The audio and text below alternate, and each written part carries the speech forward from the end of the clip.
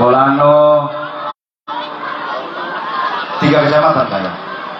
Lambunu, Mepana, Kotaupa. Alhamdulillah luar biasa ini. Ini banyak yang hadir. Untuk kelas Parigi ini, Kabupaten Parigi Motong, saya baru mengisi pengajian banyak sekali manusia seperti ini. Subhanallah. Semoga ke depan pengajian akbar Jamiatul Muslimin semakin berkembang. Amin. Semakin pengurusnya semakin baik, anggotanya juga semakin rajin datang pengajian, semakin berkah. Amin ya rabbal alamin. Salawat beserta salam kehadirat junjungan kita, Nabi kita, teladan kita, pemimpin kita dunia wal akhirat, Nabi besar Muhammad sallallahu alaihi wasallam, serta keluarganya, sahabatnya, insyaallah kita umatnya. Yang sama kita hormati Bapak Camat Bolano ya, Topa, Bapak Camat Topa, Pak Sekcam, Bapak Kapolsek yang sempat hadir, kemudian Bapak Ketua Pengajian Akbar, Bapak Sodik Hamzah, yang alhamdulillah juga semua, saya tak sebut satu persatu namanya. Saya tadi malam Pak, sampainya itu jam 4 subuh, setengah 5. Saya cukup lagi juga bawa mobil. Saya bawa santri-santri saya 2 orang, bisa bawa mobil. Saya tadi malam ada ceramah, saya sampaikan sama yang undang Pak Muslim, Pak Imam, bahwasanya mudah-mudahan saya dapat ini, karena ada imam masjid Pobolowo itu di Kecamatan Parigi meninggal dunia. Di akhir-akhir hayat beliau saya diundang itu. Saya diundang untuk datang menjenguk beliau. Ketika saya pulang, dipanggil juga dia Pak, kehadirat Allah Subhanahu wa taala. Inna lillahi wa inna ilaihi rajiun. Saya tiba tadi subuh di masjid setelah Santigi ini. 4 jam dari jam 12 ke sana Pak, kemarin. Jadi saya lewat tadi malam, saya nggak tahu hasilnya Prancis dan Maroko itu gimana. Saya sampaikan sama itu, waduh udah nonton bola lagi. Masya Allah. Kroasia ya, Maroko Kroasia. Ya bapak-bapak, ibu-ibu juga saya hormati Pak Kepala Desa Sri Tabaan. Saya tanya sama Ibu Kades tadi, itu Sri Tabaan itu apa, bahasa apa? Sunda, Jawa, ya? Katanya gabungan bahasa. Dan seluruh kepala desa yang sempat hadir, ibu-ibu kepala desa yang sempat hadir yang saya hormati, utamanya Pak Imam Muslihun yang undang saya datang kemari. Informasi yang saya dapat, Pak Erwin Burasi juga mau datang, tetapi beliau ada di Jakarta Pak ya, di Jakarta, jadi tidak sempat hadir. Bulan lalu katanya Pak Longki. Artinya begini bapak-bapak ibu-ibu, mereka itu insya Allah kalau datang ke tempat pengajian ini, ya ikut bareng bersama kita. Ya, urusan politik itu urusan di belakang. Yang penting datang aja dulu, kan begitu.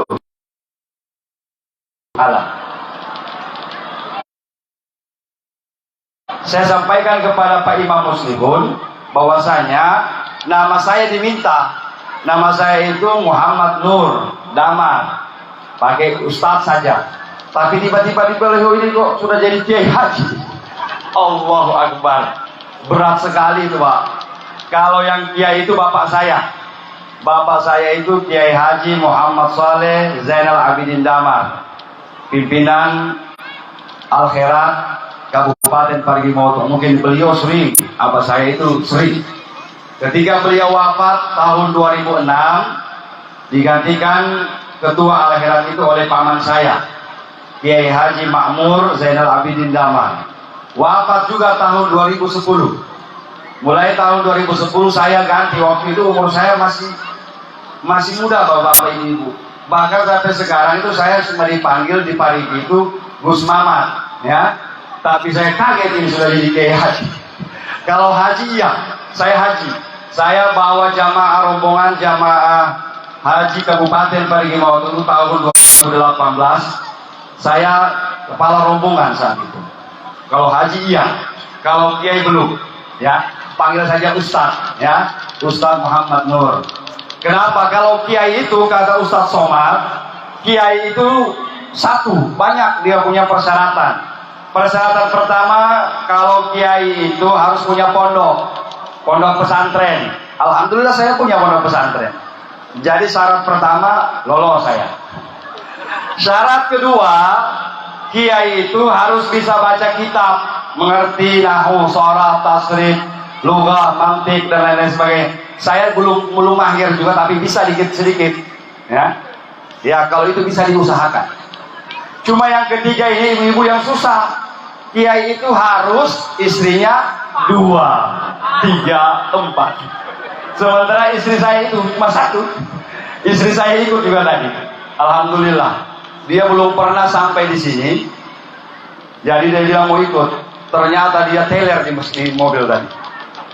Ya, alhamdulillah bapak-bapak ibu-ibu bisa berjumpa bersama-sama. Saya diberi waktu ini, saya lihat tadi schedule-nya ini 75 menit. Lebih dari 75 menit dimatikan ini.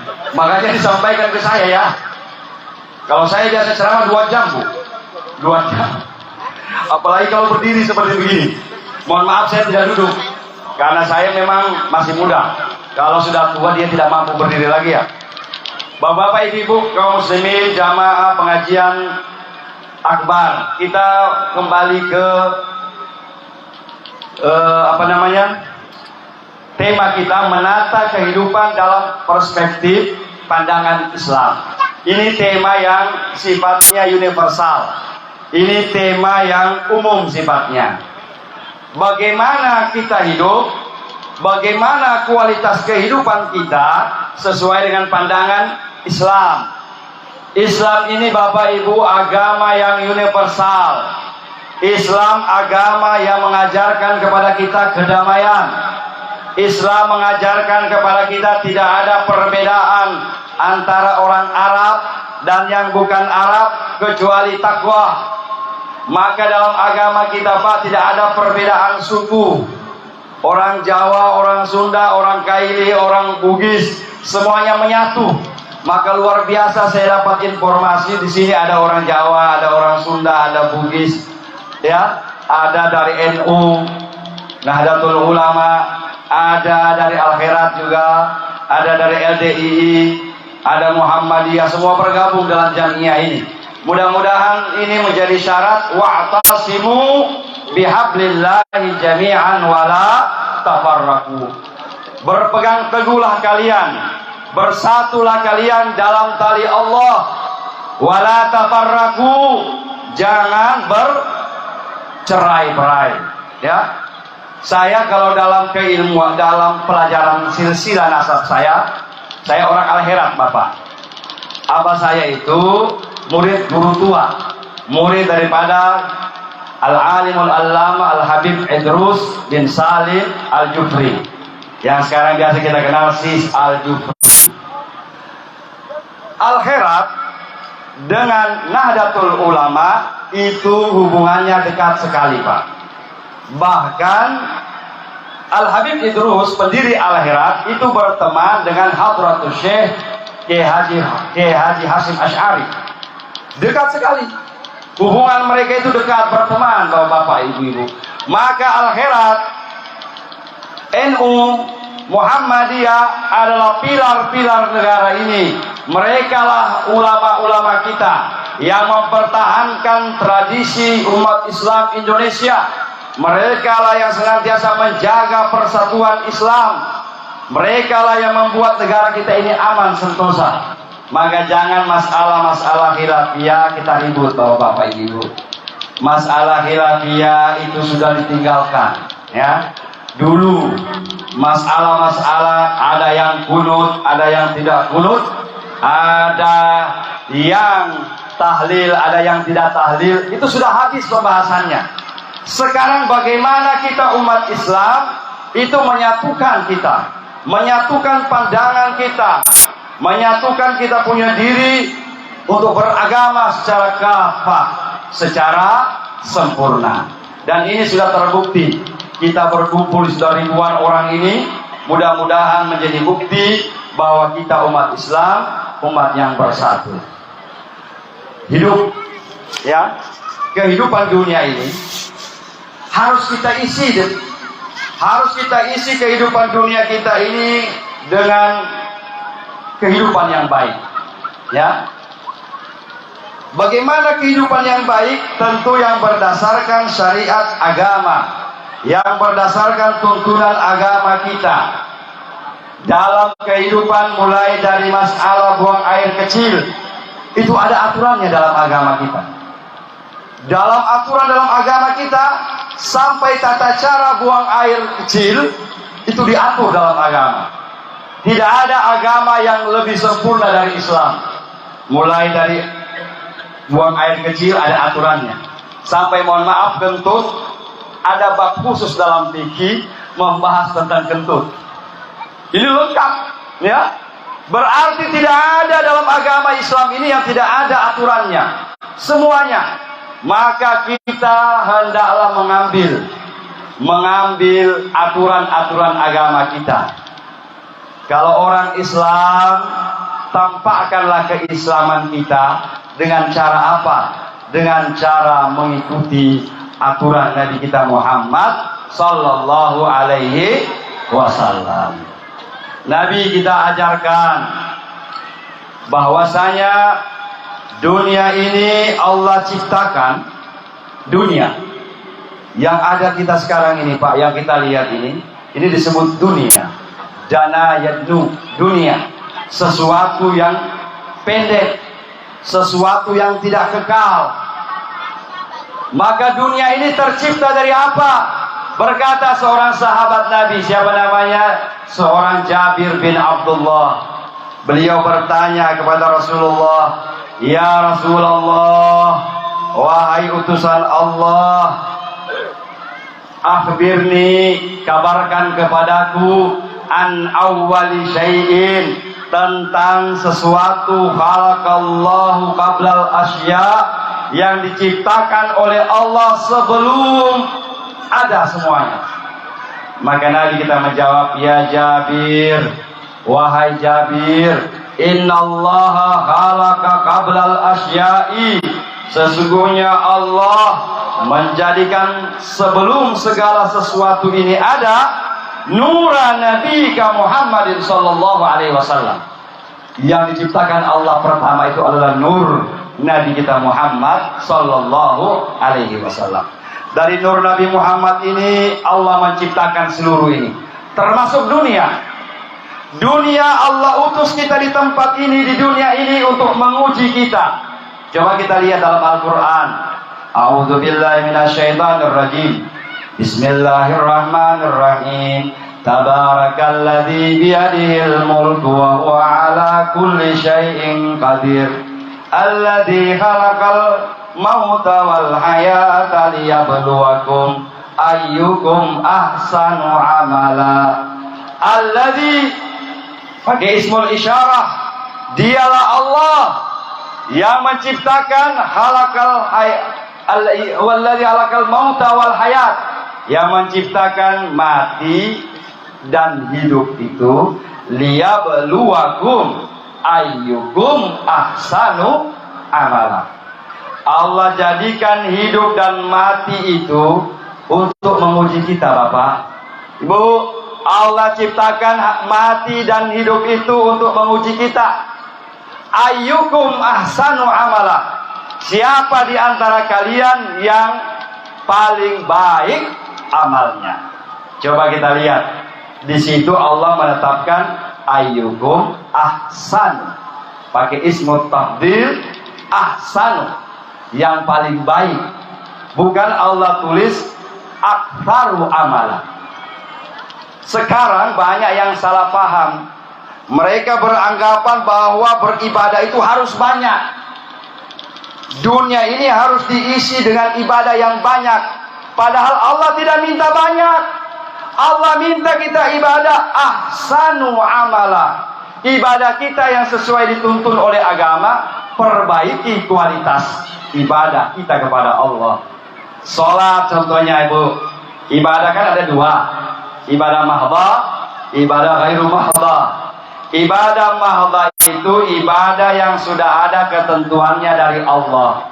Tidak boleh ditambah, tidak boleh dikurangi, tidak boleh dirubah-rubah, karena itu paten dari Allah Subhanahu wa taala. Mana itu ibadah mahdoh? Syahadat, asyhadu an la ilaha illallah. Kalau dia pakai syahadatain, asyhadu an la ilaha illallah wa asyhadu anna muhammadan rasulullah. Dua kalimat syahadat. Jangan ditambah, jangan dikurang, jangan dirubah-rubah. Hati-hati, di Parigi sekarang ini sudah ada yang mulai kore-kore syahadat. Dia bukan lagi syahadatain, dua kalimat syahadat, tapi sudah tiga. Asyhadu an la ilaha illallah wa asyhadu anna muhammadar rasulullah wa anna isa ruhullah. Ini sudah tambah isa ruhullah. Kalau sudah begini modelnya Bapak Ibu, itu ibadah mahdoh itu rusak. Karena agama mengajarkan syahadatain. Maka mudah-mudahan tidak masuk sampai di kecamatan Bolano ini, kecamatan Taupah dan sebagainya. Insya Allah kita punya manhaj, kita punya pemikiran sesuai yang diajarkan oleh guru-guru kita. Amin ya rabbal alamin. Ibadah mahdoh kedua apa? Salat. Salat itu ibadah mahdoh. Inna salata kanat alal mu'minina kitaban mawquta. Sesungguhnya salat itu adalah ibadah yang ada waktu-waktu yang ditentukan khusus. Waktu subuh ada waktunya, asar ada waktunya, duhur ada waktunya. Tidak boleh kita semena-mena saja. Kita mau sholat duhur sesuai keinginan kita, jam 2. Kita mau sholat maghrib jam 5 misalnya. Tidak bisa. Itu ibadah mahdoh. Ya, apalagi rakaatnya pun jangan dirubah-rubah. Nah, oleh Allah Subhanahu wa taala ibadah mahdoh ini sudah paten. Yang boleh di situ kita lakukan perubahan, yang penting tidak melenceng dari agama adalah ibadah-ibadah ghairul mahdoh. Jadi kembali ke awal. Kita hidup di dunia ini Bapak Ibu untuk ahsanu amala, memperbaiki amal. Amal kita ini sudah baik, sudah sempurna, tetapi diperbaiki terus kualitasnya, ditambah lagi. Salat harus berdasarkan fikih, ya. Dalam salat ada furudus shalah, ya. Ada hukum-hukum yang perlu kita jalan, makanya inilah perlu pengajian, perlu taklim, supaya di taklim seperti begitu kita diajarkan bagaimana beribadah dengan baik dan benar sesuai dengan ajaran agama. Maka kembali ke tema, kehidupan dunia ini akan baik manakala kita dengan real agama kita baik. Jangan berharap dunia kita baik kalau keadaan agama kita tidak baik. Kalau jangan salahkan Allah kalau hidupmu morat-marit. Jangan salahkan Allah kalau rezekimu itu susah rezeki. Maka dikatakan perbaiki sholatmu. Insya Allah Allah perbaiki hidupmu. Orang yang sekarang hidupnya enak Pak, dipastikan dia menjaga sholat dengan baik. Kalau hidup kita sekarang banyak cobaan, banyak penderitaan, banyak hal-hal yang kita tidak inginkan, mungkin saja sholat kita amburadul. Betul? Jadikan sholat sebagai ibadah utama kita. Jadikan sholat sebagai penggugur dosa kita. Kalau sholat tidak bisa menggugurkan dosa-dosa kita Bapak Ibu, niscaya dosa akan menggugurkan sholat dalam hidup kita. Iya. Kalau kita sholat, as-sholat itu adalah menggugurkan dosa. Jangankan sholat, ketika kita berwudu saja mulai dari bismillahirrahmanirrahim, dosa-dosa di tangan kita ini Ibu Bapak lebur dengan air wudu.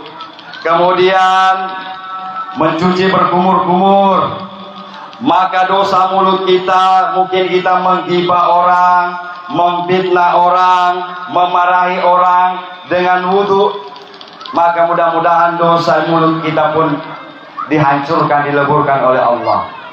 Maka Imam Al-Ghazali mengajarkan doa. Apa doanya? Banyak. Mungkin ibu sudah diajarkan, sudah hafal. Ketika membasuh hidung, Allahumma arihni raihatal jannah. Ya Allah, berikanlah saya kemampuan untuk mencium bau surga. Kalau orang berwudu, dia baca doa ini ketika mencuci hidung, mudah-mudahan dia bisa cium bau surga. Bau surga itu sudah dicium dari jarak 70 km. Jarak 70 km, Pak, bau surga sudah tercium. Subhanallah. Bahkan ada ulama yang mengatakan bau surga tercium dari jarak 70 tahun perjalanan. Mudah-mudahan bisa mencium bau surga semua, amin. Cuma ada orang yang tidak bisa mencium bau surga. Aman bagi ibu-ibu dah, yang bapak-bapak di depan saya. Kata Nabi, ada laki-laki yang tidak bakalan mencium bau surga. Jangankan mau masuk surga, Bu, cium baunya saja tidak bisa. Siapa itu? Laki-laki yang kategori ad-dayus. Apa itu kategori dayus? Laki-laki yang tidak pernah cemburu terhadap istrinya. Jadi cemburu itu penting. Kalau ibu-ibu suaminya dapat suami cemburu, alhamdulillah. Sebab kalau suami sudah tidak cemburu sama ibu-ibu, bahaya. Bisa-bisa suami ibu tidak masuk surga itu. Cuma begini, ada yang cemburunya sedang, ada yang cemburunya berlebihan. Istri ke pasar, dia ikut juga. Istri ke sekolah, ikut juga. Pokoknya kemanapun istri dia ngekor. Itu kelebihan cemburu. Kelebihan itu, Pak.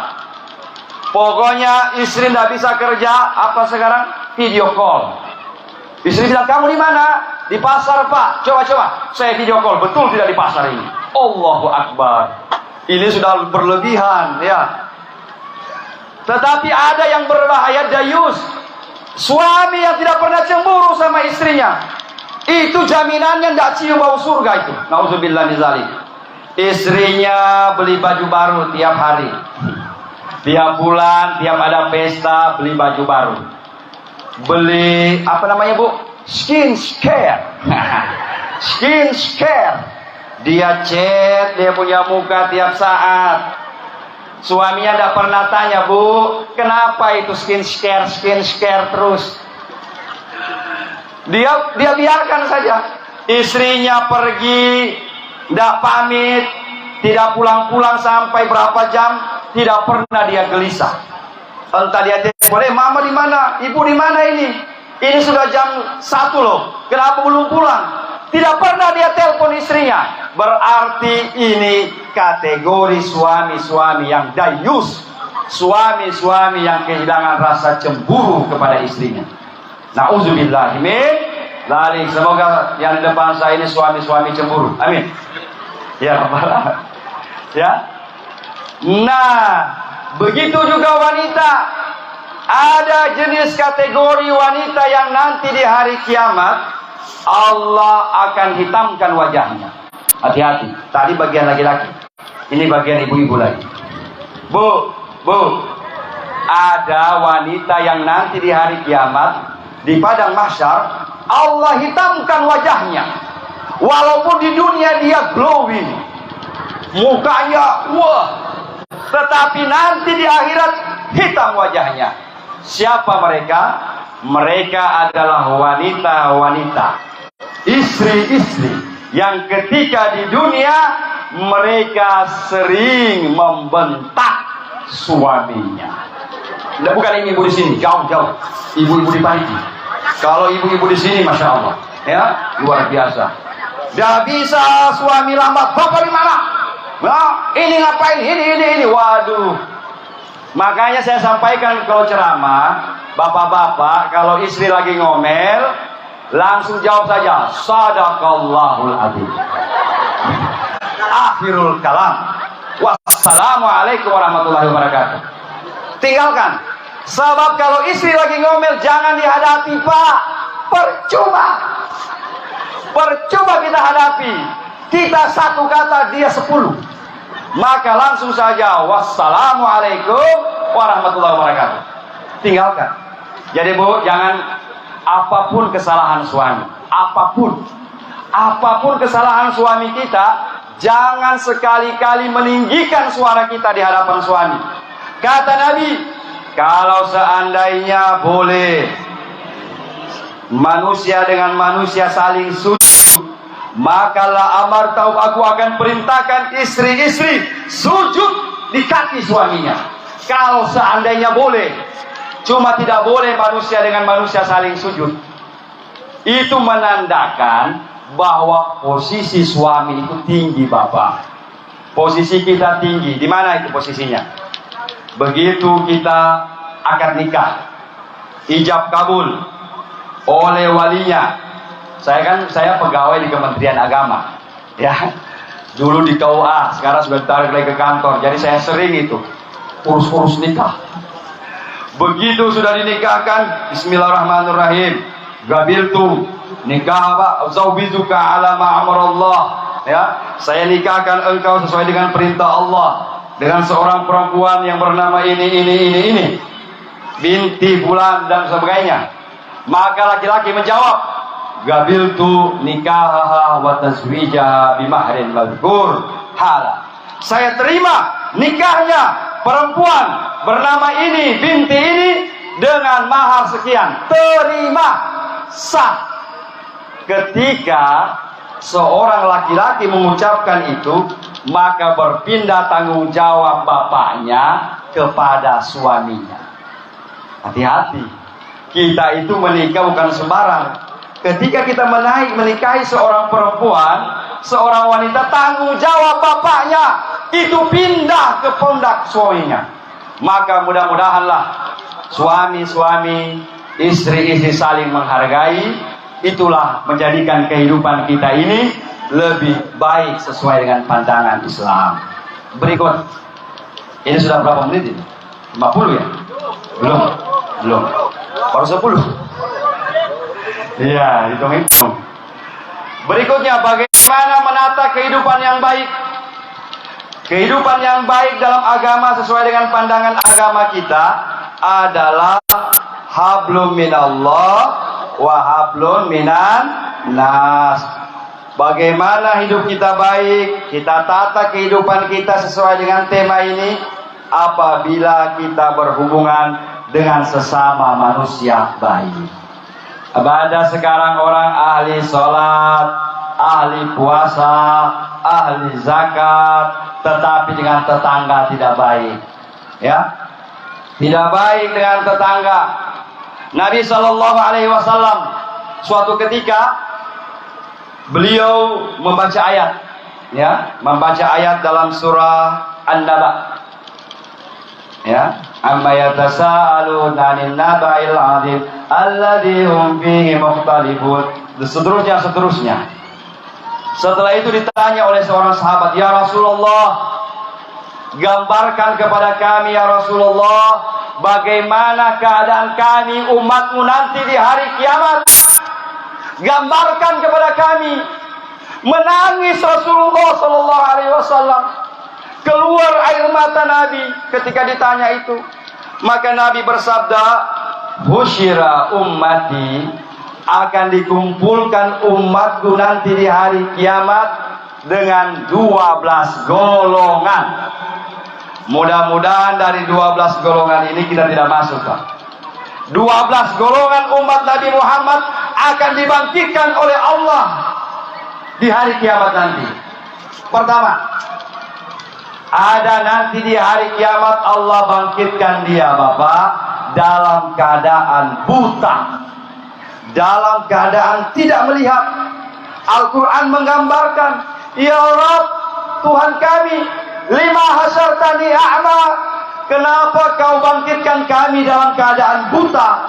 Faqad kuntu basira, padahal waktu di dunia kami melihat, ya Allah. Itu Al-Quran. Maka Allah menjawab, kadzalika atatka ayatuna wa kadzalikal yauma tunsa. Dulu waktu di dunia kamu punya mata tidak pernah gunakan untuk kebaikan. Kamu tidak gunakan matamu untuk baca ayat-ayatku. Malas baca Quran, malas hadir acara pengajian, tidak mau matanya ini dipakai untuk hal-hal yang baik. Nanti Allah bangkitkan hari kiamat dalam keadaan buta. Na'udzubillah min dzalik. Kedua, ada nanti kata Nabi, umatku ini dibangkitkan di hari kiamat nanti itu tidak ada kaki, tidak ada tangan, cuma badan tok. Tidak ada kaki, tidak ada tangan. Ditanya sama ya Rasulullah, kenapa ada manusia tidak ada kakinya, tidak ada tangannya?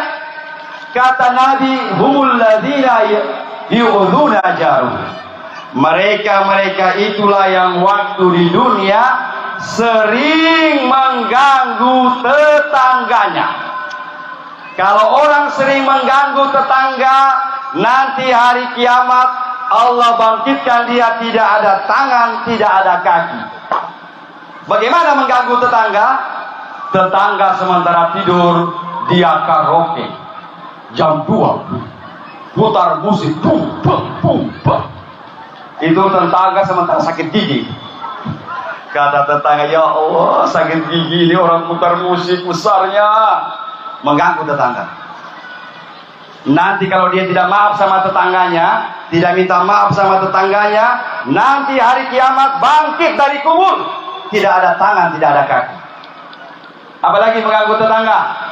Mengganggu tetangga yang kedua, pelihara ayam, pelihara bebek, tidak dikandangkan, tainya di rumah tetangga. Banyak ayamnya, banyak bebeknya, tidak dikandang, akhirnya masuk di teras tetangga, penuh. Mengganggu tetangga, Pak. Nanti Bu, yang punya ayam itu, yang punya bebek, kalau potong ayamnya, bagi sama tetangga dagingnya, uang capek, urus tainya. Banyak kita begitu, ya. Ini jangan dianggap remeh. Mengganggu tetangga itu. Ada lagi yang mengganggu tetangga tapi modern. Apa mengganggu tetangga yang modern? Itu RBW, rumah burung walet. Jangan tersinggung ya, punya walet. Tidak mau sore, malam, siang. Bang, tidak boleh Ustaz kebiar burung walet. Boleh. Tapi kalau pas dapat hasil sampai 2 kilo, bagi tetangga, uang dengar. Bagi tetangga. Capek tetangga mendengar ini burung walet ini. Ya, sama saya di pondok kan Pak? Di pondok, kanan walet, kiri walet, depan walet. Jadi saya ceramah di masjid. Yang punya walet, nanti kalau batimbang ingat pondok ya, supaya burungnya makin banyak. Ini alhamdulillah. Begitu dia panen, bawa ke pondok. Jadi kalau yang punya burung walet, pelihara. Itu rezeki dari Allah. Tapi jangan sampai mengganggu tetangga. Itu saja. Jangan sampai mengganggu tetangga. Kalau tetangga tersinggung dengan perbuatan kita, ahli ibadah kita, ahli sholat kita, tapi tetangga akan mengadu di hadapan Allah nanti, maka mari bertetangga yang baik. Maka dalam ajaran Islam Bapak Ibu, al-jaru qabla dar. Cari tetangga dulu, baru buat rumah. Betul? Sekarang terbalik. Bikin rumah dulu, tidak tanya tetangga kanan siapa, tetangga kiri siapa, langsung beli lokasi, bangun rumah. Begitu sudah selesai rumah, baru ketahuan ternyata tetangga sebelah itu pelit. Ternyata yang kiri pelit, yang kanan tukang gosip. Maka Allah katakan cari tetangga dulu. Cari tetangga dulu. Kalau mau bangun rumah, tanya tetangga di sebelah siapa? Oh, ibu ini. Bagaimana orangnya? Baik. Tetangga yang kiri siapa? Oh, bapak ini. Bagaimana orangnya? Baik. Baru kita bangun rumah di situ. Maka mudah-mudahan semuanya bertetangga yang baik. Amin. Ya Rabbal Alamin. Jangan sampai. Berikutnya, yang ketiga, nanti di hari kiamat ada manusia, golongan manusia yang Allah bangkitkan dari kubur, badanuhu, badannya manusia, warak suhu khinzir, badannya manusia tapi kepalanya babi. Nauzubillah. Badan manusia kepala babi. Siapa itu ya Rasulullah? Mereka yang alladzina, mereka lah yang yatahawuna shalah. Mereka lah yang waktu di dunia sering meremehkan sholat. Meremehkan sholat, Pak. Bukan tidak sholat. Allahu Akbar azan. Dia bilang nanti, dikit lagi. Allahu Akbar. Dia bilang setengah jam lagi. Akhirnya dia sholat zuhur sudah 2:30. Dia sholat setiap saat di akhir waktu. Nanti hari kiamat Allah bangkitkan badan manusia kepala babi. Itu orang yang sholat. Bagaimana orang yang tidak pernah sholat dalam hidupnya? Satu badan babi. Satu badan itu. Sedangkan orang yang sholat tapi meremehkan sholat, begitu. Mudah-mudahan sini semuanya ahli sholat, amin. Bu, saya ceramah tadi malam di Pemuluh. Kita ini cuma andalkan sholat. Kita bukan orang kaya yang bisa bangun masjid sendiri. Di Parigi itu ada 2 masjid, Pak. Dibangun sendiri, mewah. Sendiri yang bangun. Itu hasil buruh walet juga. Tetapi kita ini, kita punya harta, ada masjid sumbang 1 sak semen, sumbang 2 sak semen, sumbang seng. Kita patungan nggak yang bangun masjid ini? Patungan kita semua, Bu, ya? Benar. Kita tidak bukan orang kaya. Kalau kita orang kaya raya bisa bangun masjid sendiri, bisa bikin pondok pesantren sendiri, bisa pergi haji berkali-kali, umroh berkali-kali. Kita umroh saja tidak pernah. Lalu apa yang kita mau andalkan menghadap Allah? Kita bukan orang kaya yang ahli sholat, zakat kita banyak, sedekah kita banyak. Kedua, kita juga bukan orang yang mati syahid. Kalau orang mati syahid itu, Pak, ketika berperang di jalan Allah, mati ketika darahnya mengucur ke tanah, rohnya langsung ke surga. Itu kalau orang mati syahid. Kita bukan orang mati syahid. Yang terbanyak kita ini mati konyol banyak. Na'udzubillah. Lalu apa yang kita mau andalkan? Yang kita andalkan menghadap Allah cuma sholat. Maka jangan sampai tidak sholat. Kalau kita tidak sholat, rugi dunia wal akhirat. Maka kenapa pengajian di akhir tahun ini sering dilaksanakan? Supaya kita semua ayo jadikan sholat sebagai andalan kita. Coba buka kita fikih, coba buka petunjuk ulama. Sholat tidak bisa ditinggalkan sama sekali, Pak. Al-a'dzarani, 2 uzur dalam sholat. Cuma 2 waktu ini boleh tinggalkan sholat, tapi diganti.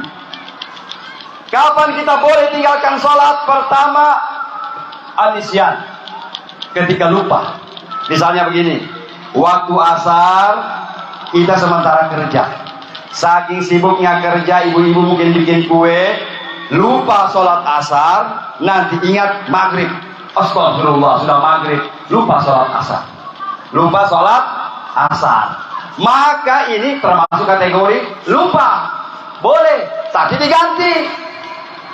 Yang kedua, yang boleh ditinggalkan sholat itu adalah ketika an-naum, tertidur. Gara-gara menonton final sebentar malam, Argentina dengan apa sebentar ini? Oh, Prancis. Dia tidak tidur. Akhirnya begitu waktu subuh tertidur, nanti bangun jam 6:30. Sudah ada matahari. Kalau begini keadaannya tertidur benar, begitu bangun langsung berwudu, sholat subuh insya Allah sah karena tertidur. Tetapi dengan syarat begitu bangun langsung berwudu. Jangan begitu bangun ambil surya 16 dulu, potensa dulu 1 batang, baru sholat. Tidak sah karena sudah melakukan pekerjaan lain. Bahkan kata guru saya, Pak, saya punya sekolah lalu, Madrasah Sanawiyah Al-Herat di Parigi.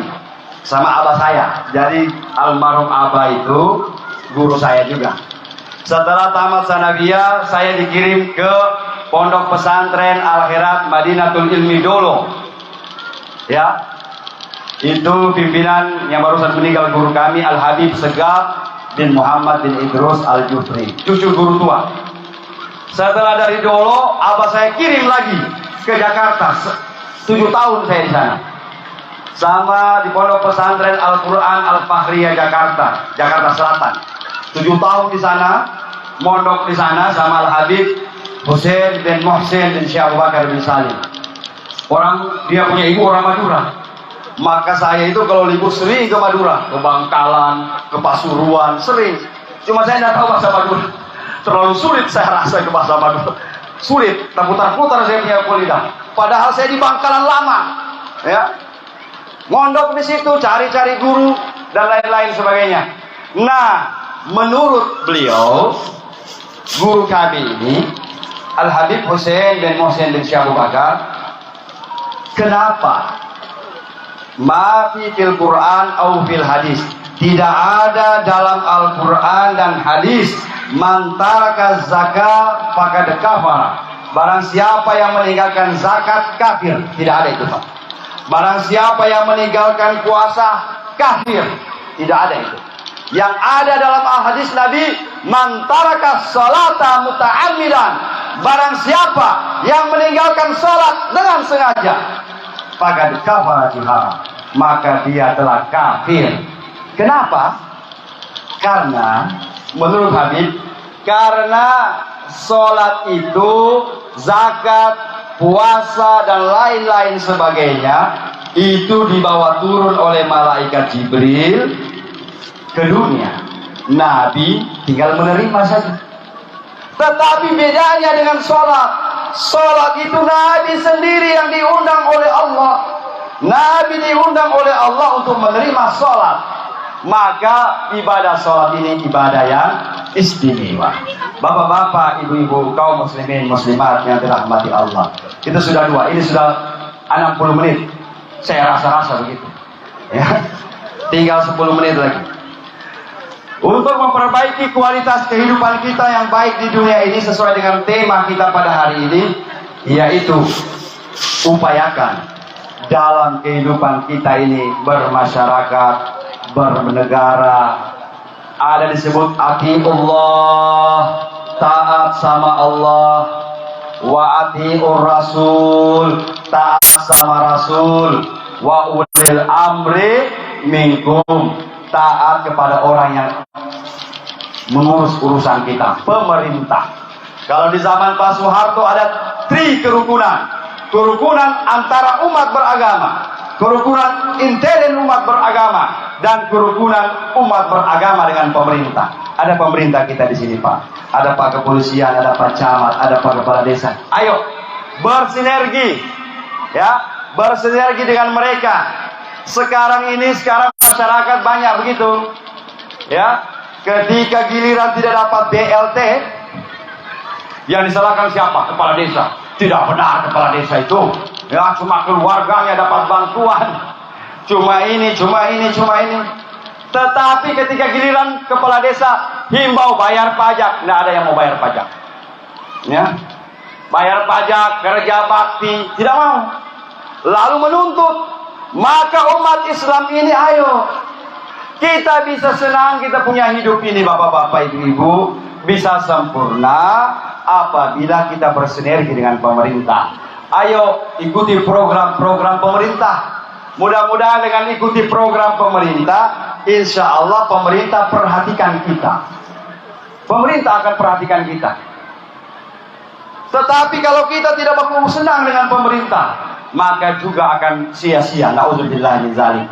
Mudah-mudahanlah masyarakat yang ada di tempat ini, bapak-bapak, ibu-ibu, ayo bersama-sama pemerintah membangun kecamatan kita ini, membangun Kabupaten Parigi Motong menjadi kabupaten yang terdepan, insya Allah.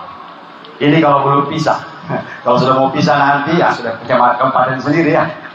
Mudah-mudahanlah kita berdoa, mudah-mudahan nanti disetujui oleh pusat, mungkin sudah berdiri. Saya tadi malam Bapak, ketika bawa mobil, yang saya bayangkan apa? Saya bilang kalau jadi bupati, jadi wakil bupati, begini panjangnya ini kabupaten, mati berdiri. Maka, aduh luar biasa. Ini kalau di Sulawesi Selatan Pak, mulai dari ujung Maleali sampai ujung Mautong itu sudah hampir 10 kabupaten ini Pak. Tetapi di Parigi Motong sepanjang ini cuma 1 kabupaten. Ya. Jadi kita berdoa kepada Allah Subhanahu wa taala. Mudah-mudahan ini awal pertama saya datang di sini, saya tidak berharap diundang lagi. Cuman mudah-mudahan menjadi silaturahim buat kita. Amin. Ya rabbal alamin. Tidak panjang-panjang juga, mungkin lebih diperpanjang lagi oleh Pak Ketua. Ini sudah 50 menit, sudah 60 menit lebih nih. Ya. Pertama, kesimpulan dari semua ceramah-ceramah kita pada pagi hari ini. Pertama, jadikan kehidupan kita ini berkualitas. Kita tata kehidupan kita ini, apalagi ini akhir tahun. Tahun 2021, 2022 akan berakhir. Kita akan masuk tahun 2023. Semoga nanti tahun 2023 kehidupan kita semakin baik. Amin. Yang punya usaha tahun 2023, mudah-mudahan usahanya semakin berkembang. Amin. Yang belum ada jodohnya, mudah-mudahan Allah kasih jodoh dia. Amin. Yang sekarang tahun ini masih punya hutang, bayar sendiri. Tidak mungkin kita membayarkan Pak. Ya, Pak begini Bu. Ada penyakit medis, penyakit non medis. Kalau penyakit medis, dokter pergi ke mantri. Kalau penyakit non medis, pergi sama ustadz ini dan sebagainya. Saya di rumah itu kalau tidak ceramah, full manusia rukyah. Orang-orang yang merukyah, dirukyah kalau dia ada gangguan jin, gangguan sihir. Tetapi ini bisa diatasi. Yang agak sulit diatasi sini ada penyakit yang ketiga. Apa penyakit ketiga itu? Penyakit yang berasal dari dealer. Kalau besok sudah jatuh tempo, wah, itu sakit kepala Bu. Biar minum Paramex sudah sembuh-sembuh. Karena besok sudah jatuh tempo, uang belum ada. Besok dari dealer sudah mau tarik motor, biar minum Paramex tidak mempan. Maka Nabi ajarkan, jangan mengikuti kemauan, tapi ikutilah kebutuhan kita. Indonesia, Parigi begitu. Orang di rumah cuma 3 orang, motor 3.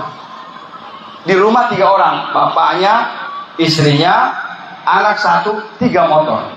Akhirnya paksa walaupun menyicil, tetap ambil motor. Padahal tidak sesuai dengan kebutuhan. Maka kata Nabi SAW, suatu saat Nabi SAW mau salat. Salat apa? Salat jenazah. Ketika mau takbir Allah, baru Allah turun malaikat Jibril. Ya Muhammad, jangan salatkan dia ini. Jangan salatkan. Kenapa ya wahai Jibril? Indahuddin. Ini yang kau mau salatkan jenazah ini punya hutang. Bayangkan Pak, Nabi mau salatkan jenazah, orang dilarang sama Allah melalui malaikat Jibril, jangan salatkan karena ini orang punya hutang. Akhirnya Nabi mundur. Ketika Nabi mau pulang, menangis anaknya, ya Rasulullah, kenapa bapakku tidak disolatkan ya Rasulullah? Kata Nabi, bapakmu punya utang, tidak boleh disolatkan. Akhirnya berdiri dia punya saudara, ya Rasulullah, ana dhaminhu. Ya Rasulullah, saya yang jamin, saya akan bayar itu utang asal Rasulullah mau solatkan. Alhamdulillah Pak, ketika sudah dijamin itu, Rasulullah bilang, asal kau jamin betul ya? Betul, saya akan bayar hutangnya. Rasulullah takbir, Allahu Akbar. Setelah 3 hari dari sholat jenazah itu, Rasulullah ketemu lagi dengan orang itu. Ente sudah bayar hutangnya? Alhamdulillah ya Rasulullah, sudah saya bayar. Kata Nabi, kalau kau tidak bayar hutangmu, selama hutang itu masih ada, maka orang yang di dalam kubur akan disiksa oleh malaikat selama itu. Maka ditanya, ya Rasulullah, kalau ada orang meninggal dunia, lalu dia tidak meninggalkan harta untuk membayar hutangnya, kata Nabi, bi'dahu, jual rumahnya, bayar hutang. Kalau ada keluarga kita punya hutang, tidak mampu ahli waris membayar, kendati Pak, jual rumahnya, bayar hutang. Jangan mati punya hutang. Na'udzubillah min dzalik. Sekarang amankan semua hutang. Dia bilang, Ustaz, saya aman. Hutang dari dealer tidak ada. Hutang di bank tidak ada. Hutang sama manusia tidak ada.